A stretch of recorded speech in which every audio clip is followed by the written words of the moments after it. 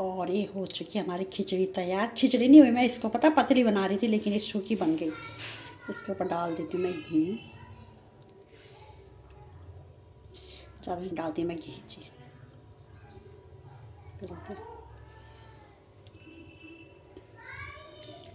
तो चलिए खाते हैं अब घी। और ये स्पेशल ना काली दाल की बनती है खिचड़ी।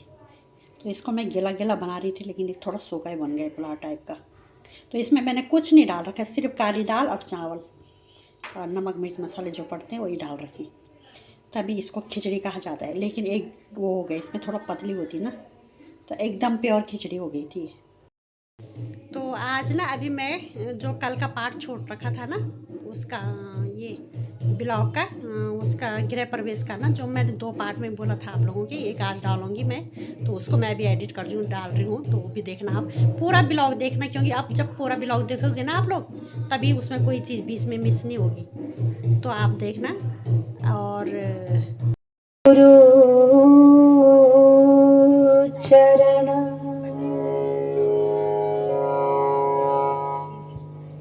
वंदो बारंबार,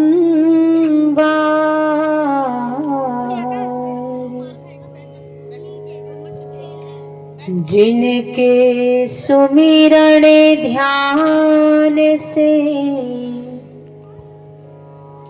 जीव होत भव पार। गुरुरे ब्रह्मा गुरुर्विष्णु गुरुर्देवो महेश्वरः, गुरुः साक्षात् परब्रह्म, तस्मै श्री गुरवे नमः। तुम लग मेरो आसरा, प्रभु तुम लग मेरी दौड़। जैसे काग जहाज को सूझे ना कोई ठोर, सच्चिदानंद रूपाय विश्वोत्पत्त्यादि हेतवे, तापत्रय विनाशाय श्री कृष्णाय वयं नमः। नारायणं नमस्कृत्य नरं चैव नरोत्तमं, देवीं सरस्वतीं व्यासं ततो जयमुदीरये। बोलो सद्गुरुदेव भगवान की जय, की जय।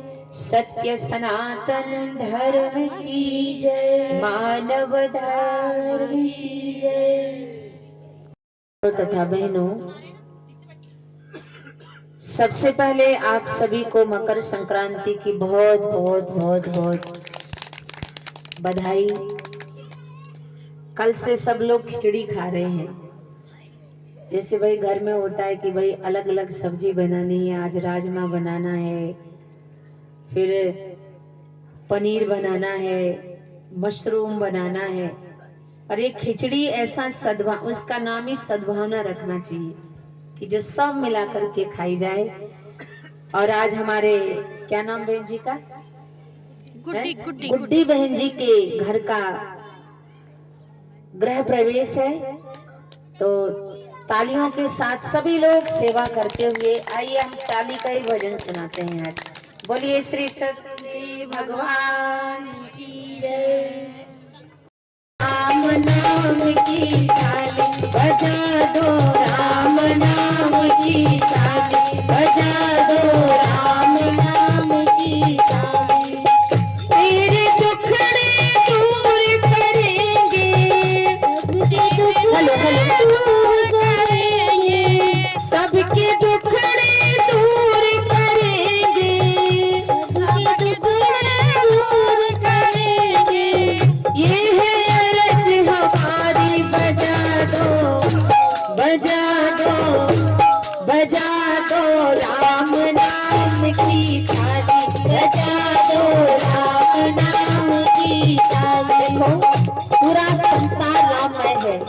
और जो ताली नहीं बजाएगा ना तो जीवन में खाली ही जाएगा, इसलिए बजाते रहिए।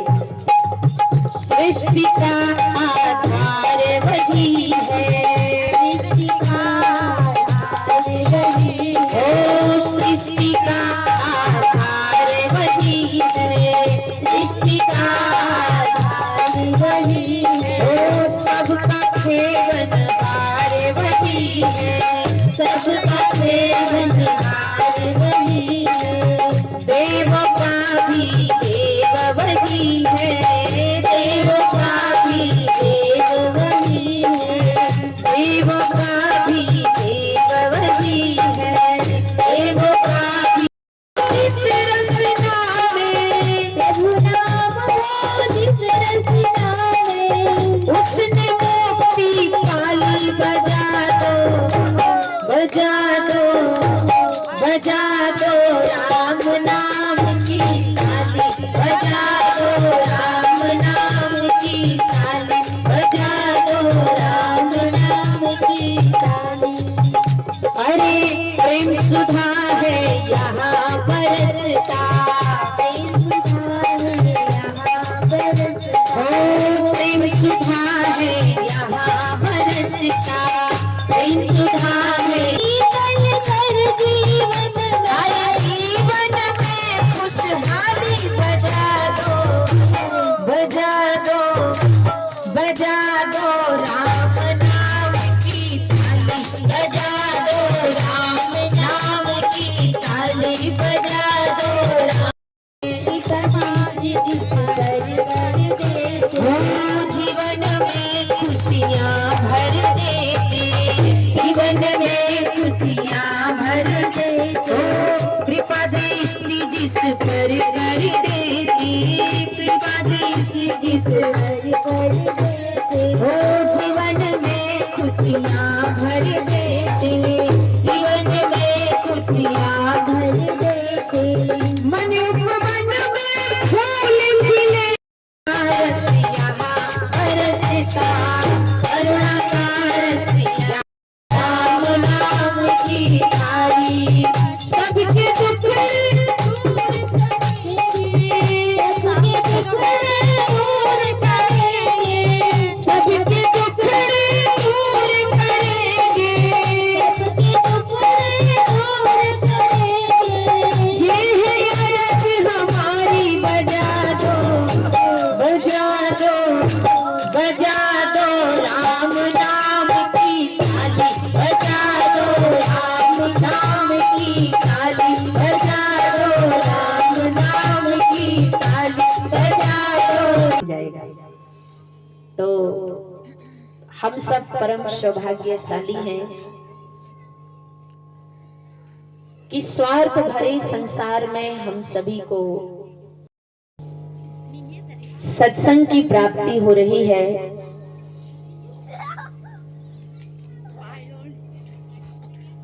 और बड़ा शुभ दिन है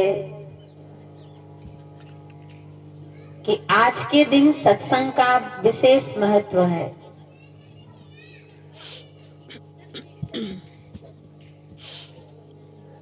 ये वो दिन है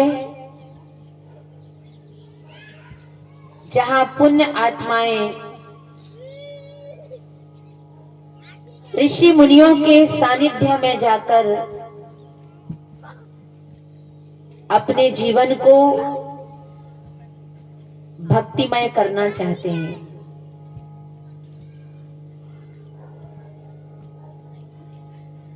और सबसे बड़ी खुशी की बात यह है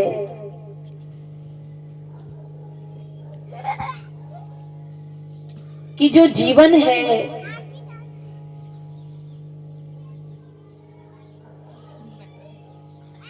ये कभी इस उतार चढ़ाव की दुनिया में आनंद से बिल्कुल परिपूर्ण हो जाता है। आनंद जीवन में मिल गया तो व्यक्ति सोचता है मुझे कुछ नहीं करना। बेटा भी है, बहू भी है, अच्छा मकान भी है, संसार में बड़ी पूंछ है हमारी, और सबसे ज्यादा जो जीवन में दुखदाई है वो है पूंछ। चाहे वो वाली पूंछ समझिए, चाहे ये वाली पूंछ समझिए। बहुत सारे लोग कहते भाई उसकी इतनी लंबी पूंछ है, यहां से लेके विदेश तक पूंछ है, इस घर से लेके उस घर तक पूंछ है। पर कहते हैं कि मान सबन को खाए। ये जो मान की पूंछ को लेके जीवन में चलोगे तो आप भक्ति के रहस्य को नहीं समझ सकते। पर जब हनुमान का मतलब होता है जिन्होंने अपने सारे मान का हनन कर दिया हो।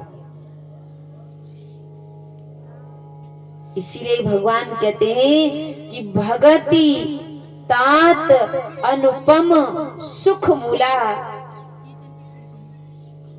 और मिला ही जो संत हो ही अनुकूला।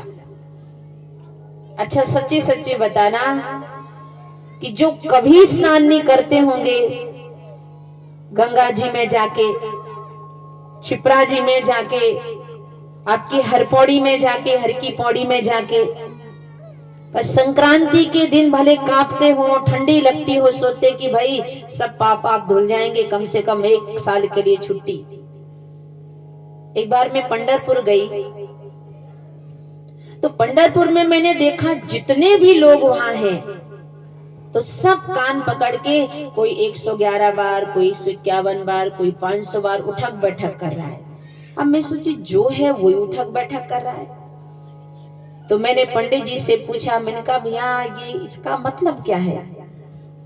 तो बोले ये पंढरपुर भगवान के आगे कह रहे हैं कि हमने जीवन में जो भी गलतियां करी हो, कान पकड़ के उठा बैठी कर लेते हैं 111 बार, 151 बार, 121 बार। हे प्रभु आप क्षमा कर देना, सब माफा माफी कर देना। मैंने कहा फिर तो बहुत अच्छा, ये अदालत बनाने की जरूरत नहीं, कोई जेल बनाने की जरूरत नहीं है। चोरी कितना भी चोर चोरी करे और भगवान के शरण में जाकर कान पकड़ के उठा बैठा कर ले, सब कुछ माफा माफी हो जाएगी। पर जीवन में ऐसा होता नहीं। भक्ति कैसी है? एकदम स्वतंत्र। अब देखिए अति संसार में वर्जित है। अगर कोई व्यक्ति ज्यादा बोलता है ना तो इंसान कहेगा भाई कैसा आदमी है, मूर्ख है, बिल्कुल बड़बड़ी करता रहता है। और अगर कोई व्यक्ति कम बोले तो कहे इतना सुंदर जुबान दी है भगवान ने, देखो गूंगे की तरह बैठा रहता है। अतिका भला न बोलना, अतिकी भली न चुप, और अतिका भला न बरसना, अतिकी भली न धूप। जिस धूप में आज सुबह सुबह आप बैठते हो इस ठंडी में, क्या जेठ की दोपहरी में बैठते होंगे? नहीं बैठते। जिस धूप का आज आप इंतजार करते हो, जून महीने में उसी धूप का आप तिरस्कार करोगे। इसीलिए जिंदगी एक जुए का खेल है। हमारे जीवन में जो भी घटनाएं घटती हैं वो एक बाजी होती है। कब पासा किसकी ओर पलट जाए ये किसी को पता।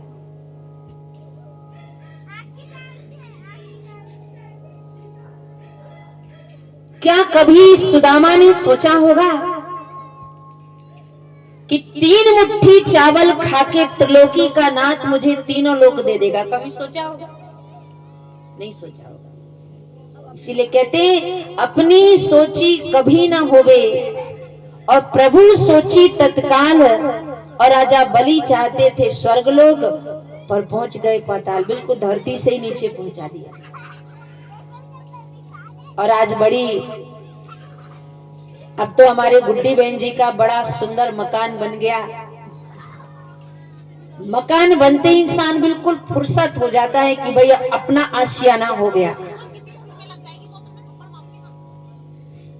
एक मूर्तिकार बहुत सुंदर मूर्ति बनाता था। अभी मैं देख रही थी पंडित जी सब व्यवस्था में लगे हुए थे पूजा पाठ की। और कुछ कह भी रहे थे, यहाँ नजर लगाने के लिए क्या बांधा जाता है, बजर बट्टू। तो एक मूर्तिकार था, बहुत सुंदर मूर्ति बनाता था। जब राजा ने उसकी मूर्ति को देखा तो राजा देख के इतना खुश हुआ, कितना सुंदर तू मूर्तिकार है, और मेरी आज्ञा है तू मेरे राज्य में मूर्ति लगा। सबकी मूर्ति बना। उसने कहा महाराज मूर्तियां तो मैं बना लूंगा, पर अगर कोई मूर्ति कोई ना बिकी तो उसका मैं क्या करूंगा। तो राजा कहता मैं तुझे वचन देता हूं, जो मूर्ति तेरी कोई ना खरीदे वो मैं खरीदूंगा, और 10 गुने भाव से खरीदूंगा। अब मूर्तिकार इतना होनहार था, इतना कला कौशल में निपुण था कि मूर्ति उसकी सुबह लगाते ही शाम तक पूरी मूर्ति बिक गई। पर उसमें एक मूर्ति शनि की भी थी। अब कोई थोड़ा चाहता कि हमारे घर में शनि देवता आ जाए। अब सबने कृष्ण जी की मूर्ति खरीदी, राम जी की खरीदी, दुर्गा जी की खरीदी, सबकी मूर्ति खरीदी, पर शनि देवता की तरफ किसी ने भी नहीं देखा। सुबह से लेके सूर्य अस्त तक वो बैठा रहा, पर उसकी मूर्ति किसी ने नहीं खरीदी। उदास होकर राजा के पास आया। राजा कोशिश बहुत करी, पर शनि की मूर्ति किसी ने नहीं खरीदी। तो राजा कहते हैं आज संक्रांति का दिन है और मैंने तुम्हें वचन दिया है, हे मूर्तिकार 10 गुना पैसा ले लो और ये मूर्ति मुझे दे। वो मूर्ति दी और राजा ने उस मूर्ति का सम्मान करते हुए शनि की मूर्ति को अपने घर में स्थापित कर दिया। अब जैसे आज हमारे गुड्डी बहन जी, उनकी बड़े बहन, छोटे बहन, अब जो बड़े हैं उनसे बड़े, फिर उनसे बड़े, फिर उनसे बड़े, साइज में बिल्कुल एक ही जैसे हैं। पहले बड़े, वो सबसे बड़े, फिर उससे बड़े, फिर उससे बड़े। सबको पता चल जाएगा कि ये बड़े हैं, ये छोटे हैं, सबसे छोटे हैं। तो अब जैसे हरा थका राजा जब मध्याह्न काल की रात्रि में उसकी निद्रा खुली, तो राजा ने देखा राजा के राजमहल से 2 देवियां प्रकट हुई। और राजा ने कहा आप कौन हैं? तो कहने लगे महाराज मेरा नाम निधि है और मेरा नाम सिद्धि है। हे राजा आपने अपने घर में शनि देवता को स्थान दे दिया। जहां शनि देवता रहते हैं वहां रिद्धि नहीं रहती, सिद्धि नहीं रहती। मैं आपके घर से जा रही हूं। राजा ने कुछ नहीं कहा, जाने की आज्ञा दे दी।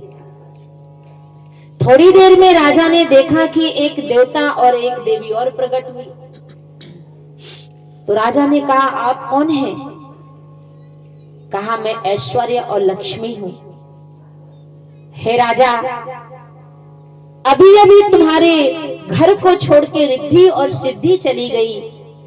जिस घर में रिद्धि और सिद्धि नहीं रहती वहां ऐश्वर्य और लक्ष्मी भी नहीं रह सकती। हम भी आपके घर से जा रहे हैं। राजा ने उनको भी जाने की आज्ञा दे दी। अब जो है फिर राजा की नींद थोड़ी झपक लगी और देखा फिर राजा की नींद टूटी। तो फिर एक विशाल आकृति का देवता खड़ा हुआ। कहा आप कौन हैं?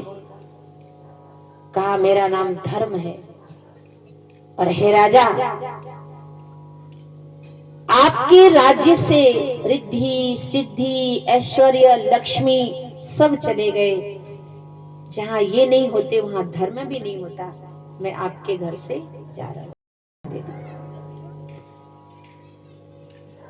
अब राजा बड़ा परेशान, अब थोड़ी देर में राजा ने देखा कि एक और देवता जिनके ललाट पर प्रकाश दगदगा रहा है, बड़ा प्रसन्न चित्त है।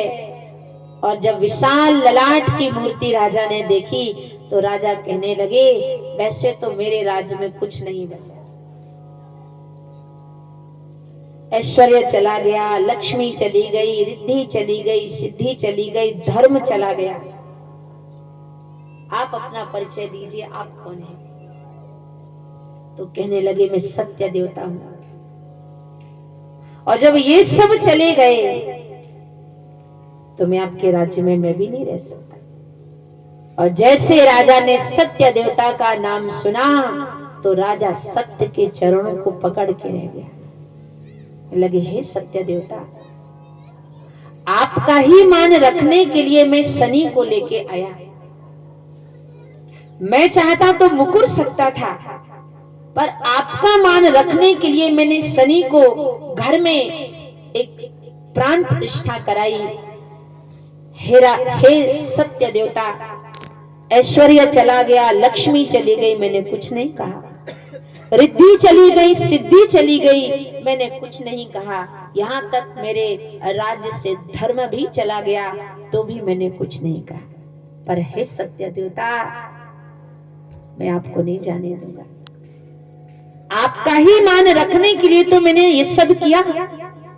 और जब सत्य ने विचार किया कि भाई मेरा ही मान रखने के लिए भाई इसने शनि देवता को अपने घर में जगह दी, तो राजा का अनुग्रह स्वीकार करते सत्य देवता कहते हैं कि हे महाराज, अब मैं तुम्हारे घर से कभी नहीं जाऊंगा। और जैसे सत्य देवता ने कहा कि मैं तुम्हारे घर से कभी नहीं जाऊंगा, तो थोड़ी देर में राजा ने देखा रिद्धि भी आ गई, सिद्धि भी आ गई, ऐश्वर्य भी आ गया, लक्ष्मी भी आ गई और धर्म भी आ गया, बिना बुलाए। पहले तो आज्ञा मान के चले गए, अब बिना बुलाए वापस आ गए। तब धर्म ने राजा से कहा, राजा तू बड़ा परम ज्ञानी है, अच्छा हुआ तूने रिद्धि को जाने दिया, सिद्धि को जाने दिया, ऐश्वर्य को जाने दिया, लक्ष्मी को जाने दिया, यहाँ तक तूने धर्म को भी जाने दिया। पर हे राजा, अच्छा हुआ तूने सत्य के चरण पकड़ लिए, क्योंकि राजा तेरे राज्य से सत्य चला जाता तो तेरे राज्य से सब कुछ चला जाता। को नहीं जाने दिया तो जहां सत्य रहता है वहां ऐश्वर्य भी रहती है, लक्ष्मी भी रहती है, रिद्धि भी रहती है और सिद्धि भी रहती है। तो अपने मकान में कुछ रहे ना रहे, पर सत्य जरूर रहना चाहिए। ये जो 5 फुट का अपना भी मकान है, इस मकान की भी बात कर रही हूँ, और ये 5 फुट से बना हुआ जो शरीर है, इस मकान की भी बात कर रही हूँ। इस मकान में भी अगर सत्य चला गया, मान लो कुछ समय के लिए मेरी आंख चली गई, मैं अंधे व्यक्ति की तरह रह सकती हूँ। कुछ समय के लिए मेरे कान चले गए, मैं बहरे व्यक्ति की तरह रह सकती हूँ। कुछ समय के लिए मेरे पैर चले गए, मैं लंगड़े की तरह रह सकती हूँ। कुछ समय के लिए मेरे हाथ चले गए, मैं लूले व्यक्ति की तरह रह सकती हूँ। पर अगर आपके और हमारे जीवन से श्वासें चली गई तो ना आंख देख सकती है, ना वाणी बोल सकती है, ना कान सुन सकते हैं, ना ये शरीर जो हमारी बॉडी फंक्शन करती है, ना ये सब कर सकती है। और इसी को कहते हैं सत्संग। ढोलक बजा देना, ताली बजा देना, अच्छे चुटकुले सुना देना, बहुत अच्छा भजन गा देना, ये अपनी जगह है। पर जब ये शरीर के जो फंक्शन में जो हमारी एक परम सत्ता है, जिसे हम आत्मा कहते हैं, अर्जुन से भगवान कहते हैं, नाना शास्त्र पठेन लोके नाना देवत पूजनम पर आत्मज्ञान बिना पार्थ सर्व कर्म निरर्थकम। और अगर झगड़ा करना है तो भगवान से करना, जाके देवी देवताओं का पूजन कर ले। नाना शास्त्र पठेन लोके, तू नाना शास्त्रों का पठन भी कर ले, पर हे अर्जुन, आत्मा के ज्ञान के बिना सर्व कर्म निरर्थक, सारे कर्म बेकार हैं। इसीलिए कहते हैं कि सुखी वो नहीं है जो अच्छा व्यंजन खाते हैं, सुखी वो नहीं है जो अच्छी अच्छी गाड़ियों में घूम रहे हैं। आजकल तो छोटे छोटे बच्चे क्या शादियों में गाना लगा रहता है कि 100 एकड़ की जमी है मेरे मामा की नाना की, ऐसा कुछ बोलते हैं। 100 एकड़ की जमी है मेरे मामा की, गांव के सरपंच हैं मेरे नाना जी, ऐसा कुछ बच्चे बच्चे गाते हैं उसमें। तो कहने का मतलब है ये तो संसार का ऐश्वर्य है। सुखी वो नहीं है जो अच्छा व्यंजन खाते हैं, सुखी वो नहीं है जो अच्छी गाड़ियों में घूमते हैं, सुखी वो नहीं है जिनके महल चौबारे बने हैं। सुखी कौन है? कि नाम वाले सुखाले रेंदीनी, नाम वाले सुखाले रेंदीनी, नाम वाले सुखाले रेंदीनी, नाम वाले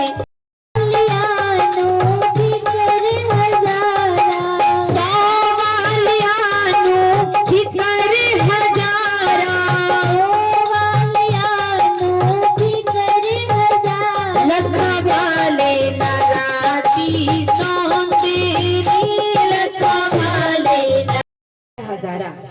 अगर आपके पास 100 का नोट है तो भी आपका बार बार पॉकेट में हाथ जाएगा कि भैया कोई मार ना दे। तो जब 100 वाले को टेंशन है तो लखा वाले ना राती सौन देने, लाख वाले तो कि भाई पलंग नोटों से भरा है, इधर उधर गए तो कोई गड़बड़ ना कर दे। पर कहते नाम वालियानु फिकर ना कोई, जिसके पास वो धन है ये धन नहीं है।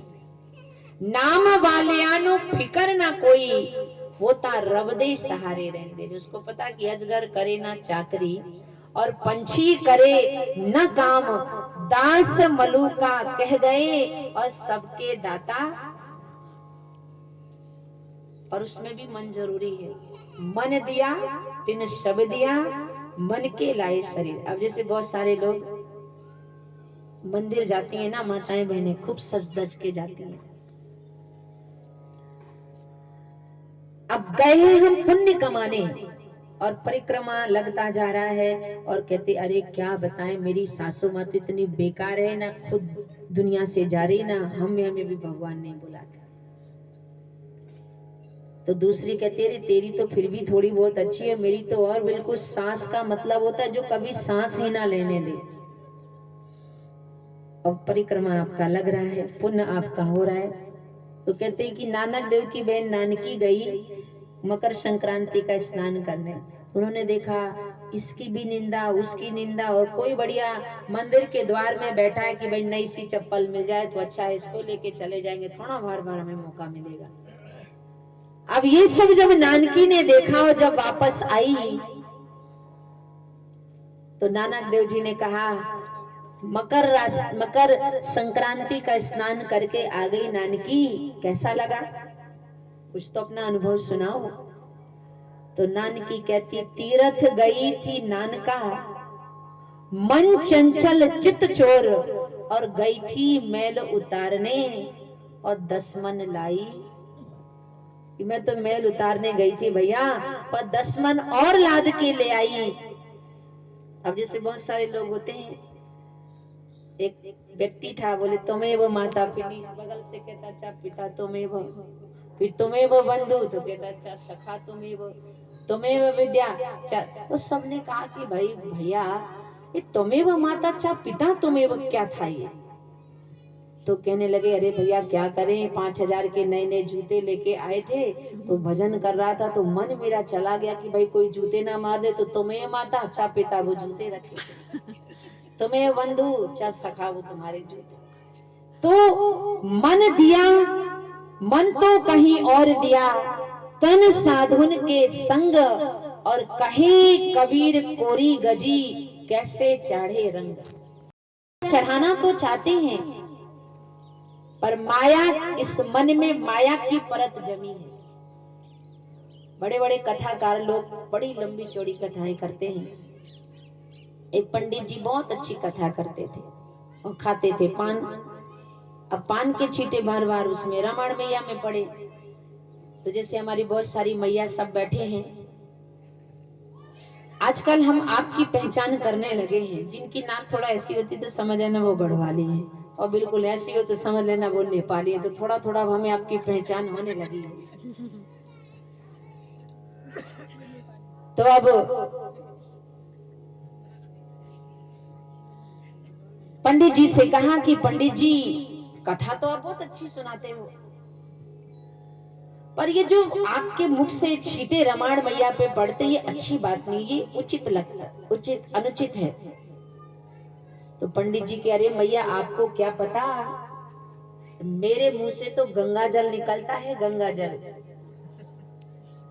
अब उसने सोचा इसका मतलब कथनी और करनी में अंतर है। अब मुंह से थोड़ा किसी के गंगा जल निकलता है। तो अब जो है सुबह सुबह वो दूसरे दिन कथा में मैया आए और एक पुड़िया में कुछ लेके आए। ये तो पंडित जी जरा मुंह खोलिए, कुछ देना है। तो बोले ऐसे कैसे मुंह खोल देंगे भाई, बताइए तो क्या भोग प्रसाद है। बोले नहीं भोग प्रसाद तो नहीं है। तो बोले ऐसे कैसे मुंह खोल देंगे, पहले बताओ तो कि वस्तु है क्या। बोले ऐसा है पंडित जी कि हमारी पिताजी की अस्थियां हैं। कहा था कि आपके मुंह में गंगा जल निकलता है, तो हमने सोचा वहां तक जाने में तो बहुत लंबा टाइम लगेगा, तो अच्छा ये अस्थियां आपके मुंह में ही डाल देते हैं, तो भाई हमारे पिताजी को भी मुक्ति मिल जाएगी और इधर उधर जाने की टेंशन खत्म हो जाएगी। तो मेरे को तो लगता कि फिर दोबारा पंडित जी ने कभी नहीं कहा होगा कि हमारे मुंह से गंगा जल निकलता है। तो आज यही है, कथनी और करनी में अंतर हो रहा है। कथनी मीठी खांडसी, करनी बिस्की लोए, और कथनी छोड़ करनी करे तो बिस्से अमृत होए। जिन सबरी मैया के अंदर नौधा भक्ति समाहित थी, वो सबरी मैया भगवान से कहते हैं कि केही विधि अस्तुति करहूं तुम्हारी, अधम जात में जड़ मति भारी, अधम ते अधम अधम अति नारी, और तीन मह मय मति मंद अनारी। हे नारायण, ना मैं देखने में सुंदर हूं, ना मैं बोलने बताने में चतुर हूं, ना मैं ऊंचे कुल खानदान की हूं, मेरे अंदर कोई चतुराई नहीं है, तो मैं आपकी कैसे स्तुति करूं। और यही कारण है कि जब सब कुछ होते हुए और सबरी जी कहती कि मेरे पास कुछ नहीं है, कोई गुण नहीं है, तो उन्हीं सबरी जी को भगवान कहते गजगामिनी। गजगामिनी का मतलब होता है परम सुंदरी। हे भावनी, हे गजगामिनी, के है रघुपति सुन भामिनी बाता, मानहु एक भगत कर नाता, जाति पाति कुल धर्म बढ़ाई, धन बल परिजन गुण चतुराई, और भगतहीन नर सोहई कैसे, बिन जलु बारिद देखिए जैसे। हे भावनी, अगर नौधा भक्ति में एक भी भक्ति किसी व्यक्ति के जीवन में है तो वो मेरा परम प्रिय है। पर हे भावनी, आपके जीवन में तो पूरी 9 की 9 भक्ति समाहित है, और यही कारण है सबरी जी के बाहरी रूप को नहीं देखा, भगवान ने सबरी के आंतरिक रूप को देखा। और सबरी जिनका संसार भोग लगाते हैं, उन्हीं सबरी जी के जूठे बेर भगवान ने खाए। और आज तो देखो हम देशवासी इस आनंद के साक्षी होने वाले हैं 22 तारीख को, कि 500 वर्ष के बाद हमारे रामलला अवध में पधार रहे हैं। इसका साक्षी होने का हम सबको गौरव प्राप्त हो रहा है 500 वर्ष के बाद।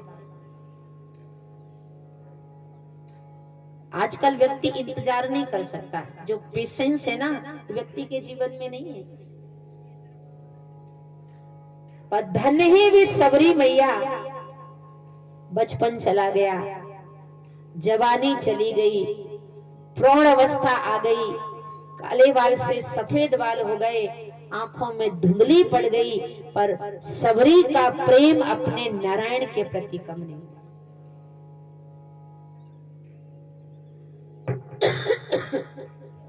और वही सबरी कहती है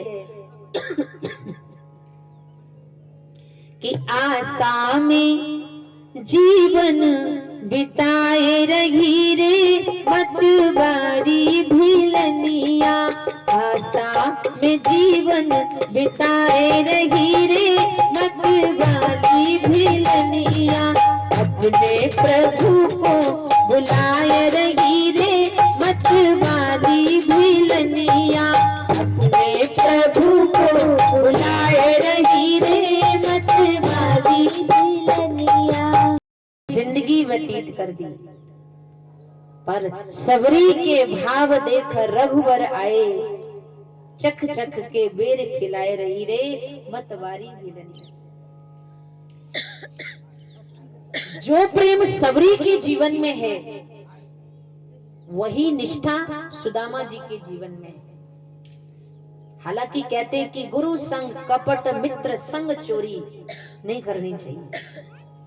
बहुत सारे लोग पे उदाहरण देते हैं सुदामा जी का, पर ये बात बिल्कुल गलत है। कहा जाता है कि एक बूढ़ी माँ किसी नगर में काम करती थी, और जब संध्या कान बूढ़ी माँ घर वापस आई तो किसी ने भुने चने दिए, जैसे आज संक्रांति के दिन लोग तिल गुड़ देते हैं, बहुत सारी चीजें देते हैं। तो उन चनों को माँ जी ने दहली के उस पार रखा, और पूजा आराधना के बाद सोचती कि मैं पालूंगी। अब कुछ चोर पीछे पड़ गए कि हो सकता कोई धन की पोटली हो, कुछ मुद्राएं हो, कुछ पैसा हो, और पोटली को लेकर के जब चोर भागे तो बूढ़ी अम्मा भी पीछे पीछे भागी, पूरा गांव भागा। तब उस बूढ़ी माँ ने श्राप दिया था कि आज मेरे हिस्से के चने तुम चोरा के ले जा रहे हो, और मैं तुम्हें श्राप देती हूँ, जो इस चना खाएगा वो दरिद्र हो जाएगा। और वो संदीपनी ऋषि के आश्रम में छोड़ते हुए चोर चले गए। और वही चने जब संदीपनी ऋषि की पत्नी ने भगवान कृष्ण को दिए, तो सुदामा, देखो भगवान के मित्र कभी साधारण नहीं हो सकते। जिनके मित्र त्रिलोकी के नाथ हो तो वो मित्र साधारण हो सकता नहीं, हो सकता। तो सुदामा जानते थे कि अगर मेरा कान्हा इन चनों को खाएगा तो दरिद्र बन जाएगा, और इस भाव को लेकर सुदामा जी सारे चने चबा गए, उनकी दरिद्रता को चबा लिया। अगर आज का मनुष्य होता तो कहते प्रभु आपके लिए तो हमने दरिद्रता चबाई, पूरी जिंदगी गरीबी में निकाल दी। पर कहते सुदामा के मन में कभी अपने भाव भगवान के प्रति ऐसा नहीं आया कि मालिक ने मुझे दरिद्र बना दिया। यहां तक कहते हैं कि फटी तन की धोती सुदामा के मन में दुख हुआ भारी, हरी हो गरीबी अब न सतारी, रो रो के कहती सुदामा की नारी, हरी हो गरीबी अब न सतारी। सुदामा के मन में विषाद हुआ, पर नारायण के प्रति कभी शंका नहीं हुई। तो कहा कि आपके तो मित्र त्रिलोकी के नाथ हैं, द्वारिकाधीश हैं, आप जाइए उनसे प्रार्थना करिए। तो सुदामा जी कहते हैं कि मित्र के घर, राजा के घर, गुरु के घर, संत के पास और अपनी कन्या के पास कभी खाली हाथ नहीं जाना चाहिए। और अगर मैं जाऊं तो मैं लेके क्या जाऊं? तो सुदामा की पत्नी 2-4 घर से चावल लाई और सुदामा जी को दिया। और जब भगवान श्री कृष्ण के पास सुदामा जी गए तब भी वो नहीं मांग पाए। और जब इतना वैभव देखा भगवान का तो उस पोटरी को पीछे छुपा लिया। तो मुस्कुराकर भगवान कहते, सुदामा तेरी छुपाने की आदत अभी भी नहीं गई, भाभी ने कुछ तो दिया होगा। और कहते जब भगवान ने एक मुट्ठी चावल खाया तो मन ही मन में एक लोक दे दिया। दूसरी मुट्ठी चावल खाया तो मन ही मन में दूसरा लोक दे दिया। और जब तीसरी खाने लगे तो रुक्मणी जी ने हाथ पकड़ लिया। कैसा दानी ये मेरा पिया है कि अपना ही राजपाट अपने मित्र को देने जा रहा है। कहा क्या कर रहे हो स्वामी, मैं जानती हूँ इन 2 मुट्ठी में आपने सब कुछ दे दिया, और अगर तीसरा भी अपना ही राज्य दे दोगे तो हम कहाँ रहेंगे? तो रो के भगवान कहते, रुक्मणी इस 3 मुट्ठी चावल में मेरे सुदामा की सारी संपत्ति है, और अगर 3 लोक भी मैं सुदामा को दे दूं तो उसके ऋण से मैं कभी उऋण नहीं हो सकता। अब भगवान ने सिंहासन पे बिठाया, अच्छे वस्त्र पहनाए। अब तो सुदामा जी को लगा हुआ कि अब तो मेरी गरीबी चली गई। और लीला परंपारी समझ नहीं आवे। जब वापस आने लगे तो भगवान ने वो राज सिंहासन से भी उतार दिया और जो अच्छे वस्त्र पहने थे वो भी ले लिया और कहा जाओ। तो कभी कभी सद्भावना भी अज्ञानता के कारण दुर्भावना में बदल जाती है। अब जब वही खाली हाथ सुदामा जी आए और देखो यहां से मन ही मन में सब कुछ दे डाला, और जो है विश्वकर्मा को भेजा, विश्वकर्मा मेरे सुदामा का महल ऐसे बनाना कि द्वारिका से भी अति सुंदर लगे। अब ये तो उनको भेजा, अब सुदामा को तो कुछ पता ही नहीं। अब सुदामा जी मन में कहते हैं कि बालकपण में साथ पढ़े ए बात पुरानी के जाने, और धन वाले ना मीत किसी के प्रीत निभाने के जाने। अब मैं समझ गया कि जो मित्रता जो प्रेम मेरा कृष्ण का बचपन में था वो सब खत्म हो गया। मैं गया और मुझे कुछ नहीं दिया, और धन वाले ना मीत किसी के। अब मेरा कृष्ण द्वारिका का राजा हो गया, उसने प्रीति निभाना बंद कर दिया। और जब अपने नगर में आए तो गांव तो छोड़ो भाई, द्वारिका से बड़े सुंदर महल मिले, जैसे आज हमारे बहन जी का बन गया। और देखिए सुदामा की पत्नी का सद्भाव देखो। जब विश्वकर्मा जी आए तो कहा प्रभु ने भेजा है आपके महल बनाने के लिए। तो सुदामा जी की पत्नी कहती है नहीं, पहले हमारे मत बनाना, पहले हमारे इन सब पड़ोसियों के बनाना, क्योंकि इन्होंने अगर एक एक मुट्ठी चावल ना दिए होते तो हमारी जीविका नहीं चलती। ये हमारे जीवन देने वाले हैं, तो पहले इनके मकान बनाना और बाद में हमारे बनाना। अगर आज का मनुष्य होता तो कहता अब हम तुम्हें दिखाएंगे, तुमसे तो हमारी कितनी अच्छी महल बनने वाला है, आप छोड़ेंगे नहीं हम। और पूरी द्वारिका से भी बढ़ के सुंदर नगरी बना दी। और जब सुदामा जी आए और जब वैभव देखा, 16 श्रृंगार में अपनी पत्नी को देखा, तो जब ऊपर महलों को देखा तो कहने लगे जैसी प्रीत निभाई कन्हैया और निभाने के जाने। हे नारायण, जैसी तू निभाता है ऐसी कोई नहीं निभा सकता। मैंने तो 2 टाइम की रोटी मांगी थी और आपने तो ये पूरा माया का वैभव मेरी झोली में बिना मांगे सब कुछ दे डाला। तो ऐसा दयालु होता है, देने पे जब वो आए बस बार बार देगा, जिस दिन घमंड सिर से अपने उतार देगा। जब तक ये मैं की पोटरी लेके चलोगे, ये मेरा घर, ये मेरा मकान, ये मेरी पत्नी, ये मेरी गाड़ी है, बकरा ने मैं कहा तो तुरंत कटायो शीश, और मैना ने मैना कहा तो ग्राहक लागे 10-20। तो हमारे गुड्डी बहन को, उनके पूरे पूरे परिवार को नए घर की बहुत बहुत बहुत बहुत शुभकामनाएं। और ये सत्य की मैंने बात इसीलिए सुनाई गृह प्रवेश के दिन कि आपके जीवन में सब चला जाए और जीवन में कभी सत्य को मत जाने देना। अगर आपके साथ सत्य है तो कुछ समय के लिए सत्य विचलित हो सकता है, पर सत्य कभी पराजित नहीं होता।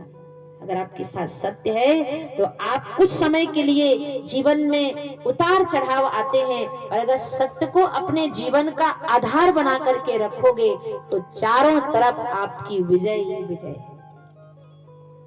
आज हम राम राज्य की बात क्यों करते हैं? इतने बड़े सिविलाइजेशन में जहां कितने प्रकार के राजा हुए, महाराजा हुए, शहंशाह हुए, और जब सुशासन की बात आती है तो हमारे मस्तिष्क के पहले पायदान पर राम राज्य की परिकल्पना पैदा होती है कि राज्य कैसा हो, राम राज्य जैसा। जहां क्या था, दैहिक, दैविक, भौतिक तापा, राम राज्य काहू नहीं व्यापा। राम जी का राज्य भी चला गया 14 वर्ष के लिए। कुछ समय के लिए माता पिता से दूर हो गए। लक्ष्मण जी को अपनी पत्नी के बिना 14 वर्ष रहना पड़ा। सब कुछ चला गया, पर राम जी के साथ उनका सत्य रहा। और जब सत्य रहा तो जिसकी नाभि में अमृत, अमृत का मतलब होता है जो मृत ना होने दे। रावण की नाभि में अमृत होने के बाद सत्य का पक्ष वाला, रावण के राज्य में रहने वाला विभीषण सत्य के पक्ष में आ गया। और देखिए सत्य, और जब सत्य से मिला तो अधर्म का नाश हुआ और धर्म की विजय हुई, सत्य की विजय हुई। तो जीवन में सत्य को कभी नहीं छोड़ना, इसी को सत्संग कहते हैं, इसी को हमारे जीवन का आधार कहते कहते कि 11,000 वर्ष तक जब राम जी ने राज्य किया, तो 11,000 वर्षों में जब राम जी सिंहासन पर बैठे तो कोई पिता को अपने बेटे के मरने का शोक नहीं होता था। मतलब पिता के आगे बेटा कभी खत्म ही नहीं हुआ। जब तक 11,000 वर्ष तक राम जी राज्य में रहे बैठे, तब तक कोई स्त्री विधवा नहीं हुई। 11,000 वर्ष तक जब तक राम जी राज्य में बैठे तो गायों ने मन चाहा दूध दिया। आज तो क्या क्या खिलाना पड़ता है, ये चारा तो वो चारा, फिर और क्या क्या मिला। आजकल तो एक बांसुरी की थेरेपी चली है कि बांसुरी बजा दो और गाय अपने आप जो है दूध छलकाती है। वो वहां इतना सब कुछ नहीं था, सिर्फ राम जी के राज्य में ये अच्छा सुशासन था कि सत्य को लेकर के राम जी ने जब धर्म का पालन किया तो कहते राम राज्य की बेल बढ़ती गई, बढ़ती गई, बढ़ती गई। तो जैसे आपने हमें बुलाया, हम आए। अब आपके ही पड़ोस में जोगीवाला में 22 तारीख के लिए मैं आप सबको जो है पीले चावल का निमंत्रण देके जा रही हूँ। चावल तो अभी मैं मंगवा दूंगी बहन जी से, हल्दी में पीले करने में कितना टाइम लगेगा। तो आप सबको पीले चावल देके जा रही हूँ कि 22 तारीख को हमारे रामलला अवध में फिर से पधार रहे हैं। तो हमें अपनी इसी नगरी को अवध बनाना है, अयोध्या बनाना है, जहाँ किसी प्रकार का युद्ध ना होता हो। और सब लोग जैसे घर में अपने यहाँ बेटे की शादी होती है, कन्या की शादी होती है, तो माता मैंने खूब 16 श्रृंगार करके आती हूँ। अब तो और अच्छी आपकी पहचान हो जाएगी, जब बड़ी बड़ी नथनी उतनी पहन के आओगे तो हम सोचेंगे प्योर गढ़वाली कुमाऊं है। तो 22 तारीख को सभी माताएं बहनें खूब 16 श्रृंगार करके सज धज के पीले वस्त्र पहन के आइए। और 9 बजे से लेके 12 बजे तक जो है प्रोग्राम होगा, उसके बाद में भंडारा होगा।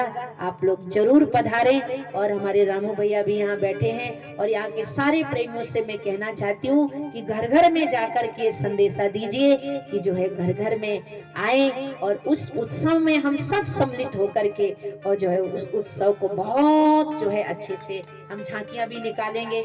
उस दिन हम भगवान राम के जन्मोत्सव के कुछ प्रसंग रामायण के सुनाएंगे, तो आप लोग जरूर पधारें। हमारी मौसी जी हैं, सब मौसी जी की सब बहनें, जो जितने भी प्रेमी बैठे हैं, हमारी प्रीति बहन। आपको ये नहीं सोचना कि भाई जी ने तो हमारा नाम लिया ही नहीं है, अब हमें तो उतना सबका नाम याद भी नहीं है।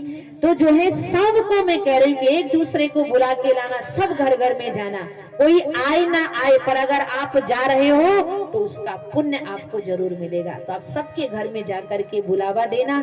और 3 दिन मैं भी बद्रीश कॉलोनी के लिए टाइम निकालूंगी। 18 तक हमारे सत्संग है, 19, 20, 21 में 4 दिन तक आप किसी कॉलोनी में घूम करके और इस प्रोग्राम की अच्छी सी हम व्यवस्था करेंगे। और तो आप सभी लोग इसका पालन करें। और जैसा कि आपको पता है कि अभी देखिए अवध में जब राम जी आ रहे हैं तो कहां कहां से लोग, अभी 111 फीट की अगरबत्ती, अब गाड़ी की साइज कितनी होती, ज्यादा से ज्यादा 20 फीट होती होगी। 111 फीट की अगरबत्ती बड़ौदा से अभी अयोध्या के लिए रवाना हुई। 111, अब उसमें कितना लंबा ट्रक होगा भाई, वो तो उनकी व्यवस्था होगी। और जलेगी कितने दिन तक, 45 दिन तक।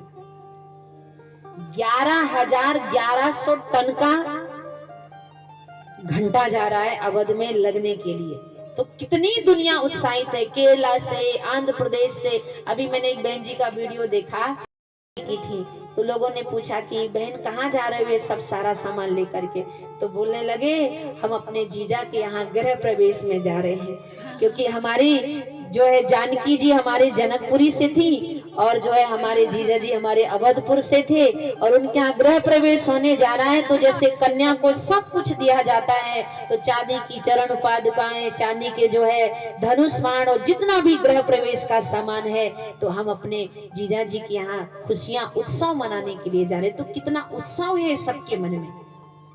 तो ऐसे ही अभी सब आदरणीय मोदी जी की भी आज्ञा हुई है कि सब जो है अपने अपने मंदिरों को खूब जो है सजाएं, खूब उसमें साफ सफाई करें। आप सब जानते हैं अभी मैं नई नई आई हूँ कल्याण आश्रम में, और कल्याण आश्रम में जो मूर्तियां थी वो सब जो है विसर्जित कर दी है, क्योंकि खंडित हो गई थी। और उस आश्रम में जो मंदिर है उसमें हम मंदिर का निर्माण करके उसमें मूर्तियां प्रतिष्ठित करने वाले हैं। तो आप सभी से प्रार्थना है, आज दान का दिन है, तो आप सभी लोग उस मंदिर में अपनी अपनी थोड़ी थोड़ी सभी लोग आहुति देना, ताकि जो है आपका ये पुण्य का कार्य उसमें लगे, भजन करे, स्मरण करे। यही हमारे जीवन का सार है। फिर से हमारे गुड्डी बहन जी को, उनके पूरे पूरे परिवार को खूब खूब साधुवाद, खूब खूब धन्यवाद, खूब खूब बधाई हो। आप सबकी खुशियों का प्याला छलकता रहे, जिंदगी का चमन भी बरसता रहे, और सूरज चांद तारे जब तक रहे, आप सबकी किस्मत का तारा चमकता रहे। तो आइए, रामलला हमारे आ रहे हैं, तो सभी लोग खड़े होकर के बड़े प्रेम के साथ उत्सव मनाएं। और जो मुंडी डाले बैठा रहेगा तो समझ लेंगे कि इसको खुशी। मेरे राम घर आए, ओ राम जी मेरे राम घर आए, ओ राम जी मेरे राम घर आए, ओ राम जी। देखो अगर खड़े नहीं हुए ना 8 बजा दूंगी रात के, इसलिए आराम से दोनों हाथ ऊपर करके और बड़ी प्रेम के साथ सखी मंगल गाओ, ढोले नगाड़े मजीरा बजाओ, ढोले नगाड़े मजीरा बजाओ। आनंद मन में छाया सखीरी, आनंद मन में छाया सखी, में कर दिया बिहार री, मेरे राम घर आए, ओ राम जी मेरे राम घर आए, ओ राम जी मेरे राम घर आए, ओ राम जी मेरे राम घर आए। सारे जीवन समारे मेरे राम घर आए, ओ राम जी मेरे राम घर आए, ओ राम जी मेरे राम घर आए, ओ राम जी मेरे राम घर आए, ओ राम जी। गाओ गाओ री सखी मंगल गाओ, सोने की दीपक घी की कलसा जलाओ, गाओ री सखी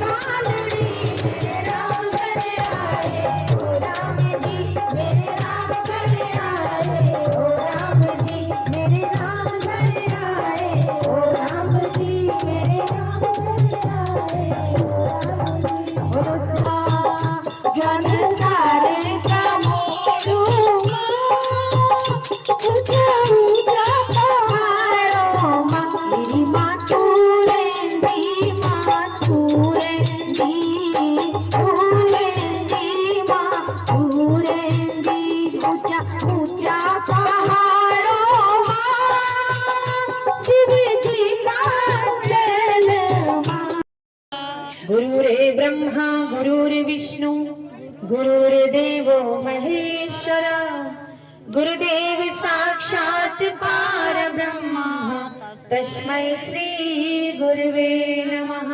बोलो सच्चिदानंद भगवान जय जय मोह विनाशक जय जय तिमिर विनाशक भवबंधन हारी जय देव जय सद्गुरुदेव जप तप ब्रह्मा विष्णु सदा शिव गुरु मूर्ति धारी स्वामी हरि मूर्ति धारी। हो चुका है सत्संग समाप्त। तो अब हो रही है यहाँ पे चाय पानी की व्यवस्था की गई है। तो 5 बज चुके हैं। अब दिखाती हूँ मैं आप लोगों को। प्रसाद ऊपर मिल गया हमको जहाँ पे सत्संग हो रहा था। अब नीचे चाय पकौड़ी चल रही है। यहाँ पे लास्ट में पकौड़ी चाय सत्संग खत्म होने के बाद। अब यहाँ पे रखी है पकौड़ी, ये है चटनी। इन भैया के घर में था, इनका था गृह प्रवेश। तो बहुत बहुत बधाई है गृह प्रवेश की। ये रखे यहाँ पे चाय। ये सभी लोग चाय का पकौड़ी का आनंद लेते हुए गरम गरम पकौड़ी, क्योंकि आजकल ना देहरादून में सर्दी बहुत पड़ रही है, तो ये सभी खा रहे हैं चाय। बोलो जोर से, बोलो जोर से।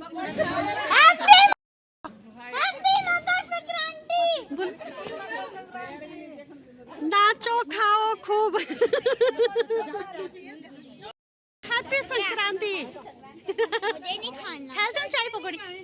चले मैं भी खाती हूँ अब चाय पकौड़ी, गरम गरम चाय पकौड़ी का आनंद लेते हैं। चलिए तो आज का ब्लॉग यहीं पे समाप्त करते हैं। मिलते हैं अगले ब्लॉग में। अगर आपको मेरा ब्लॉग अच्छा लगा तो लाइक सब्सक्राइब शेयर कीजिए दोस्तों के साथ, व्हाट्सएप ग्रुप में, फैमिली के साथ, अपने इष्ट मित्रों के साथ। तो चलिए मिलते हैं अगले ब्लॉग में। तब तक के लिए जय भारत, जय उत्तराखंड।